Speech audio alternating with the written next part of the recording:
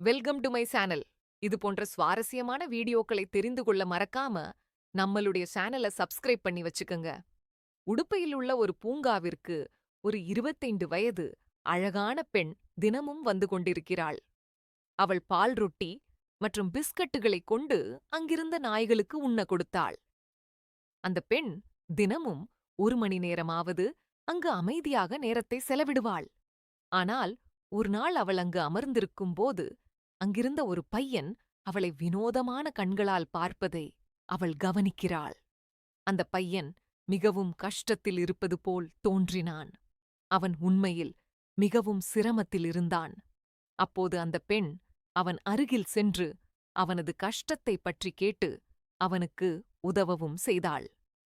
பெண்ணின் உதவியை பெற்ற அந்த பையன் தன் கஷ்டம் ஓரளவு எல்லாம் சரியான பிறகு அந்த பெண்ணுக்கு நன்றி சொல்ல வந்தான். அப்போது அந்த பெண், நான் உனக்கு உதவி செய்தது போலவே நீ அதற்கு பதிலாக எனக்கு ஒரு உதவி செய் என்று கேட்கிறாள். சரி மேடம், என்ன உதவி வேண்டும் என்று சொல்லுங்கள் என்று அந்த பையன் அந்த பெண்ணிடம் கேட்கிறான். அப்போது அவள் ஆசை நிறைந்த கண்களால் அவனை பார்த்து கொண்டிருந்தாள். அவளது கண்களை பார்த்தவுடனேயே அந்த பையனுக்கு எல்லாம் புரிந்துவிட்டது. உங்கள் ஆசையை நிறைவேற்ற நான் கடமைப்பட்டுள்ளேன் என்று அந்த பெண்ணை அழைத்து தன்னுடைய அறைக்கு அழைத்துச் செல்கிறான். அதற்குப் பிறகு இந்த கதை ரேகா என்ற 24 வயது பெண்ணை பற்றியது. இந்த பெண் ஒரு பணக்கார குடும்பத்தின் மருமகள் ஆவாள். இவளுக்கு பணம், தங்கம், வெள்ளி எதற்கும் குறைவில்லை. இவள் தினமும் ஒரு பூங்காவிற்கு சென்று அங்குள்ள நாய்களுக்கு பால் ரொட்டி மற்றும் பிஸ்கட்டுகளைக் கொண்டு அங்கிருந்து மண் பாத்திரங்களில் போட்டு வந்தாள். நாய்கள் வந்து அவள் முன்னும் பின்னும் ஓடிக்கொண்டிருக்கும். அந்த பெண் ஒரு மேஜை மீது உட்கார்ந்திருந்து அந்த நாய்கள் சாப்பிடுவதை பார்த்து போனில் யாரிடமாவது பேசிக்கொண்டு அமைதியாக 1 அல்லது 2 மணி நேரம் அங்கேயே நேரத்தை செலவிடுவாள். அதன் பிறகு வீட்டிற்கு திரும்பி செல்வாள். தினமும் இதுவே அவளது வேலையாக இருந்தது. ஆனால் 2-3 நாட்களாக ஒரு 25 வயது மனோஜ் என்ற பையன் அதே பூங்காவிற்கு வந்து கொண்டிருந்தான். அவன் மிகவும் வினோதமான கண்களால் ரேகாவை பார்த்துக் கொண்டிருந்தான். அதேபோல் அங்கிருந்த அந்த ரொட்டி பாலையும் நாய்கள் சாப்பிடுவதையும் பார்த்துக் கொண்டிருந்தான். இப்படி ஒரு நாள் அந்த பையன் ரேகாவிடம் சென்று, மேடம், எனக்கு மிகவும் பசியாக இருக்கிறது. இந்த ரொட்டியை எனக்கு சாப்பிடக் கொடுக்கிறீர்களா என்று கேட்டான். அவள், இல்லை, இது நாய்களுக்கு மட்டுமே என்றாள். அப்போது மனோஜ், ஏன் மேடம், இந்த நாய்கள் சாப்பிடுவது போல நானும் சாப்பிடலாமே என்று கேட்டான்.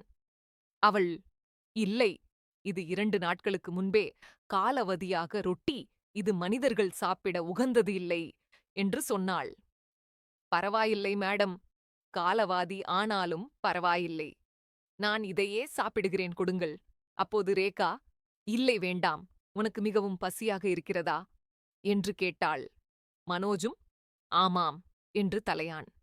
ரேகா மனோஜை அங்கிருந்த மேசை மீது உட்கார சொல்லி பூங்காவிற்கு வெளியே சென்று அந்த பையனுக்காக உணவு வாங்கி வந்தான். மனோஜ் 2-3 நாட்களாக மிகவும் பசியுடன் இருந்தான். அவன் அந்த உணவை பார்த்து எல்லாவற்றையும் அவசர அவசரமாக சாப்பிட்டு விட்டான். பிறகு ரேகாவிற்கு நன்றியும் சொன்னான். ரேகாவும் பரவாயில்லை என்று சொல்லி அங்கிருந்து கிளம்பிச் சென்றாள். மறுநாள் காலையில் 9 மணிக்கு ரேகா வழக்கம் போல் பூங்காவிற்கு வந்தாள். மனோஜ் முந்தைய நாட்கள் போலவே அங்கேயே உட்கார்ந்திருந்தாள். ரேகா அங்கிருந்த நாய்களுக்காக ரொட்டியும் மனோஜிற்காக முதல் நாளிலேயே உணவு தின்பண்டங்களையும் வாங்கி வந்திருந்தாள். மனோஜை அருகில் அழைத்து சாப்பிட சொன்னாள். ஆனால் மனோஜ் வேண்டாம் மேடம் என்று கொஞ்சம் கூச்சப்பட்டான். தினமும் இப்படி சாப்பிட்டால் இவர்களைப் பற்றி எல்லோரும் என்ன நினைப்பார்கள் என்று யோசித்தான். பரவாயில்லை, எனக்கு தெரியும், உனக்கு மிகவும் பசியாக இருக்கிறது, வா வந்து சாப்பிடு என்று ரேகா மீண்டும் மீண்டும் சொன்னாள். மனோஜ் மிகவும் பசியுடன் இருந்தான். வந்து எல்லாவற்றையும் சாப்பிட்டான். அப்போது ரேகா, உன் பெயர் என்ன என்று கேட்டாள். என் பெயர் மனோஜ் என்றான். நீ எங்கே வசிக்கிறாய் என்று கேட்டபோது, நான் இங்கேயே இந்த பூங்காவில் வசிக்கிறேன். நீ எந்த ஊரிலிருந்து இங்கு வந்தாய் என்று கேட்டபோது, அப்போது மனோஜ் தனது கதையை விரிவாக கூறினான். நான் கோவையில் ஒரு கிராமத்திலிருந்து வந்தேன். என் தந்தை என்னை மிகவும் அடிப்பார். வேலைக்கு ஆகாதவன் என்று சொல்வார். இதையெல்லாம் தாங்க முடியாமல் பணம் சம்பாதிக்க வேண்டும் என்ற வெறியுடன் இங்கு வந்தேன்.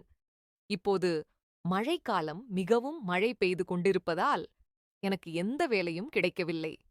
அதனால் கடந்த 10 நாட்களாக இங்கேயே அலைந்து கொண்டிருக்கிறேன். வேலை இல்லாமல் நீ இங்கு எப்படி இருக்கிறாய்? வீட்டிற்கு திரும்பிப் போ என்று ரேகா சொன்னாள். இல்லை மேடம், வீட்டிலிருந்து ஓடி வந்தேன். இப்போது எந்த முகத்தை வைத்துக்கொண்டு திரும்பிப் போவது? நான் இங்கேயே ஏதாவது ஒரு வேலை தேடிக் கொண்டிருப்பேன். இரவு எங்கே தூங்குவாய் என்று கேட்டபோது, இங்கேயே பூங்காவில் தான் தூங்குவேன் என்றான்.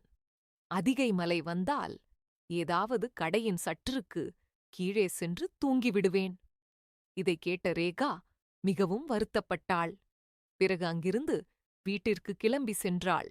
அந்த இரவு முழுவதும் மிகவும் பலத்த மழை பெய்து கொண்டிருந்தது. 3வது நாளும் பலத்த மழை பெய்து கொண்டிருந்தது. மனோஜ் ஒரு சற்றுக்கு கீழே உட்கார்ந்திருந்தான். ரேகா தினமும் எந்த பாதையில் வருவாளோ மனோஜ் அதே பாதையையே பார்த்து கொண்டிருந்தான். பூங்கா முழுவதும் மழைநீரால் நிரம்பி போயிருந்தது. மழை அதிகமாக இருந்ததால் அன்று எந்த நாய்களும் அங்கு காணப்படவில்லை. ரேகா மேடம் இன்று வருவாளோ இல்லையோ என்று மனோஜ் யோசித்துக் கொண்டிருக்கும்போது சுமார் 10 மணிக்கு ரேகா குடை பிடித்துக் கொண்டு அங்கு வந்தாள். வந்து அங்குமிங்கும் பார்த்துக் கொண்டிருந்தாள். நாய்கள் எதுவும் காணப்படவில்லை. மேடம் என்னைத்தான் தேடுகிறார்களோ என்று நினைத்து மனோஜ் சற்றுக்கு கீழிருந்து எழுந்து அவள் முன் வருகிறான். அவனை பார்த்த ரேகா வாயால் மனோஜ் என்று அழைத்து அவன் மீதும் கொடைபிடிக்கிறாள். ஏனெனில் மழை மிகவும் பலமாக பெய்து கொண்டிருந்தது. நான் இன்று இங்கு வர நினைக்கவில்லை. என் அத்தையும் எங்கே போகிறாய்? இவ்வளவு மழையில் உள்ளே வா என்று சொன்னார். ஆனால் நான் உனக்காக உணவு கொண்டு வந்திருக்கிறேன். எனக்கு தெரியும் உனக்கு பசியா இருக்கும் அப்படின்று. இதையெல்லாம் கேட்ட மனோஜின் கண்களில் கண்ணீர் வந்தது. அப்போது ரேகா அலாதே மனோஜ், எல்லோருக்கும் கெட்ட நேரம் வரும். ஆனால் ஒரு நாள் நல்ல நேரமும் வரும். இதை சாப்பிடு என்று சொல்லி மேலும் 5000 ரூபாய் அவன் கையில் கொடுத்து, மனோஜ் முதலில் உனக்கு இருக்க ஒரு அறையை கண்டுபிடி, பிறகு வேலையை தேடி என்று சொன்னாள். சரி மேடம், மிக்க நன்றி என்று சொல்லி அந்த நிமிடத்திலிருந்தே மனோஜ் அறை தேடத் தொடங்கினான். மறுநாள் ரேகா பூங்காவிற்கு வரும்போது மனோஜ் குளித்துவிட்டு புதிய டி-ஷர்ட் அணிந்து அவள் முன் வந்து நின்றான். ரேகா, என்ன இன்று குளித்துவிட்டு மிகவும் புத்துணர்ச்சியாக தெரிகிறாய் என்றாள். ஆமாம் மேடம், எனக்கு வாடகைக்கு அறை கிடைத்துவிட்டது. இப்போது வேலையையும் தேடுகிறேன். இன்றும் ரேகா மனோஜிற்காக உணவு பண்டங்களை கொண்டு வந்திருந்தாள். இருவரும் மேஜையில் அமர்ந்து பேசிக் கொண்டிருந்தனர். இந்த ரேகாவின் வாழ்க்கை கதை மிகவும் விசித்திரமானது. ரேகாவின் திருமணம் ரோகன் என்ற 45 வயது நபருடன் நடந்திருந்தது. ரேகா மிகவும் ஏழ்மையான குடும்பத்தைச் சேர்ந்த பெண். அவளது பெற்றோர் ரோகனின் வயதை பார்க்கவில்லை. ஏனெனில் அவன் மிகவும் பணக்கார குடும்பத்தை சேர்ந்தவன். ரேகாவுக்கு 19 வயதாக இருக்கும்போதே ரோகனுக்கு 40 வயதாக இருந்தபோது இவர்களது திருமணம் நடந்திருந்தது. ஏனெனில் அவனிடம் நிறைய பணம் இருந்தது. ஆனால் ரோகனுக்கு ஏற்கனவே ஒரு திருமணமாகிவிட்டது. அவனுக்கு 2 குழந்தைகளும் இருந்தன. அவனது முதல் மனைவி விவாகரத்து பெற்று குழந்தைகளை இங்கேயே விட்டுச் சென்றிருந்தாள். பெண் குழந்தை 20 வயது மற்றும் பையன் 18 வயது உடையவர்கள். ரோகனின் குடும்பம் மிகவும் பெரியதாக இருந்தது. ரேகா திருமணம் செய்து கொண்டு இந்த வீட்டிற்கு வந்த பிறகு ஆரம்பத்துல இவங்களோட பழகுறது அவனுக்கு ரொம்ப ரொம்ப கஷ்டமா இருந்தது. ரோகன் மிகவும் நல்ல மனிதனாய் இருந்தான். திடீர்னு மாதத்துக்கு ஒரு முறை அல்லது 2 முறை மட்டுமே ரேகாவுக்கு நேரம் கொடுத்தான். மற்ற நாட்கள் எல்லாம் வேலை, வீடு, அலுவலகம் என்று அவள் பக்கமே பார்க்கலை. தனது தந்தையுடன் சேர்ந்து அலுவலக வேலைகளில் மிகவும் பிஸியாக இருப்பான். ரோகன் ரேகாவுக்கு நிறைய பணம் கொடுத்தான். அவளுக்கு நிறைய செலவு செய்தான். ஆனால் அதற்கு பதிலாக அவனிடம் அதிக வீட்டு வேலைகளையும் வாங்கினான். அவர்கள் வீடு மிகவும் பெரியதாக இருந்தது. வீட்டு வேலைக்காரி வந்தாலும் வேலை அதிகமாக இருந்ததால் ரேகாவுக்கும் நிறைய வேலை செய்தாள். ரேகா தனது மனதின் எல்லா விஷயங்களையும் வீட்டு வேலைக்காரியிடம் சொல்வாள். அவர்கள் இருவரும் நல்ல நண்பர்களைப் போல இருந்தனர். ரோகனின் 2 குழந்தைகளும் ஹாஸ்டலில் இருந்தனர். மிகவும் துக்ககரமானது இந்த ரேகாவின் வாழ்க்கை. ரேகா யாரையாவது கஷ்டத்தில் பார்த்தால் அவர்களுக்கு உதவ முயற்சிப்பாள். அதனால்தான் அத்தனை பலத்த மழை வந்தாலும் கூட மனோஜிற்காக சமைத்த உணவு கொண்டு வந்திருந்தாள். மேலும் மனோஜும் நேரம் செலவிடுவது ரேகாவுக்கு பிடித்துப் போனது. அதனால் மீண்டும் வழக்கம் போல ரேகா மறுநாள் காலையும் பூங்காவிற்கு சென்றாள். ஆனால் அன்று மனோஜ் வரவில்லை. 2-3 நாட்கள் மனோஜ் வரவே இல்லை. ரேகா மிகவும் கவலைப்பட்டாள். 4வது நாள் மனோஜ் பூங்காவிற்கு வந்தான். ஒருவரை ஒருவர் பார்த்ததும் மிகவும் மகிழ்ச்சி அடைந்தனர். ரேகா, இத்தனை நாட்கள் ஏன் வரவில்லை என்று கேட்டாள். எனக்கு வேலை கிடைத்தது. மேடம் இங்கேயே அருகிலுள்ள ஒரு பேக்கரியில் வேலை செய்கிறேன். காலை 9 மணிக்கு வேலைக்கு செல்ல வேண்டும். அதனால் வரவில்லை என்றான்.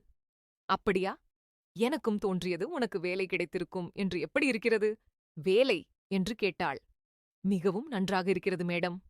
ஆமாம், உங்க வீடு இங்கேதான் இருக்கிறதா என்று கேட்டான். அப்போது ரேகா சிரித்துக்கொண்டே, ஓ, இப்போதுதான் உனக்கு நேரம் கிடைத்திருக்கிறது.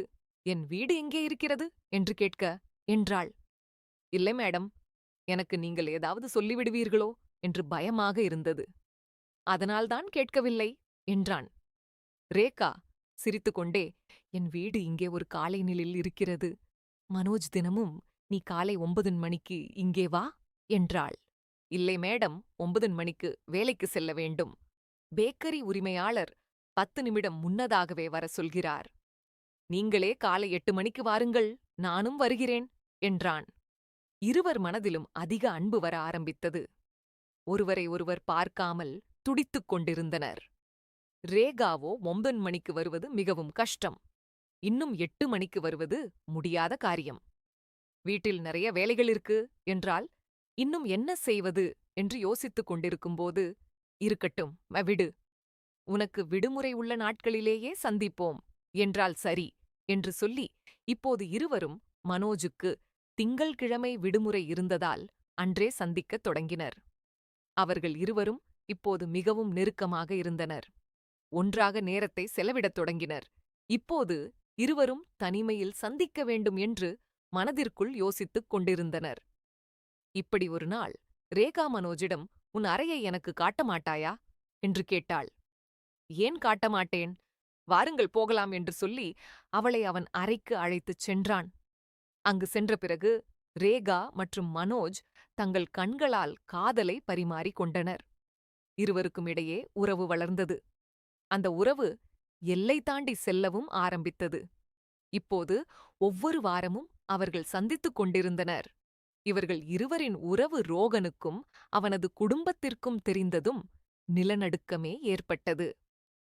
ரோகனின் பெற்றோர்கள் ரேகாவை மிகவும் மோசமான வார்த்தைகளால் திட்டினர். நீ ஒரு ஒழுக்கமற்ற பெண், மிகவும் மோசமான வார்த்தைகளை சொல்லித் திட்டினார்கள். இதையெல்லாம் கேட்டுக்கொண்டிருந்த ரேகா தலைகுனிந்து நின்றாள். ஏனெனில் அவளால் ஒரு பெரிய தவறு நடந்திருந்தது. அவளது மாமியார் மாமனார் ரோகனிடம் அவளது பேரிலிருந்த 25 லட்சம் ரூபாயை எடுத்துக்கொண்டு அவனை வீட்டிலிருந்து வெளியேறுமாறு சொன்னார்கள். அவர்கள் மிகவும் பணக்காரராக இருந்தனர். வீட்டில் ஒவ்வொரு உறுப்பினர் பேரிலும் வங்கியில் பணம் வைத்திருந்தனர். ஆனால் ரோகன், எனக்கு எந்த பிரச்சனையும் இல்லை, எந்த துக்கமும் இல்லை. ஏனெனில் ரேகா மகிழ்ச்சி இல்லாமல் இருந்தாள். அன்பின் தேவை அவளுக்கு இருந்திருக்கலாம். அதனாலதான் அவளை இந்த வேலையை செஞ்சிருக்கிறாள். தவறு அவளுடையது அல்ல. எல்லா தவறும் என்னுடையதுதான். 40 வயதாகிய நான் வெறும் 19 வயது பெண்ணை, அதுவும் என் மகளை விட 1 வயது சிறிய பெண்ணை நான் திருமணம் செய்து கொண்டேன். அது நான் செய்த பெரிய தவறு. அவள் 5 வருடங்கள் தொடர்ந்து இந்த வீட்டை நிர்வகித்திருக்கிறாள். நம் எல்லோரையும் மிகவும் நன்றாக பார்த்து கொண்டாள். ஒரு நாள் கூட அவளுக்கு பிறந்த வீட்டிற்கு செல்ல வாய்ப்பு கிடைக்கவில்லை. நான் சென்றால் இங்கு யார் வேலை செய்வார்கள் என்று நினைத்து அவள் போகவில்லை. இன்னும் எத்தனை நாட்கள்தான் அவள் இந்த வீட்டிற்காக உழைக்க வேண்டும்? அவளும் ஒரு பெண். அவளுக்கும் ஆசைகள் இருக்கும். அவளது தனிப்பட்ட தேவைகளும் அவளுக்கு இருக்கும். அது வெறும் பணத்தால் எல்லாம் கிடைக்காது அப்படின்னு சொன்னான். இதையெல்லாம் கேட்ட ரோகனின் பெற்றோர்கள், "நீ என்ன பைத்தியமாகி விட்டாயா?" என்று திட்டினார்கள். பிறகு ரேகா தனியாக ரோகனிடம் சென்று, "என்னால் ஒரு பெரிய தவறு நடந்துவிட்டது" என்று மன்னிப்பு கேட்டாள். ரேகா, "இதனால் எனக்கு எந்த பிரச்சனையும் இல்லை. நீ மனோஜுடன் சந்தோஷமாக இருப்பாய். அவன்தான் உன் எதிர்காலம். உனக்கு எந்த உதவி வேண்டுமானாலும் தயவு செய்து என்னிடம் கேள். நான் எப்போது வேண்டுமானாலும் உனக்கு உதவுவேன்" என்றான். இதைக் கேட்ட ரேகா தேம்பி தேம்பி அழுதாள். கடைசியாக ரோகன் கையை பிடித்துக்கொண்டு, "என்னை மன்னித்து விடுங்கள். உங்கள் 25 லட்சம் ரூபாயை நீங்களே வைத்துக் கொள்ளுங்கள்" என்று சொன்னாள். அப்போது ரோகன், "அழாதே ரேகா, எனக்கு இந்த பணம் தேவையில்லை. என்னிடம் நிறைய பணம் இருக்கிறது.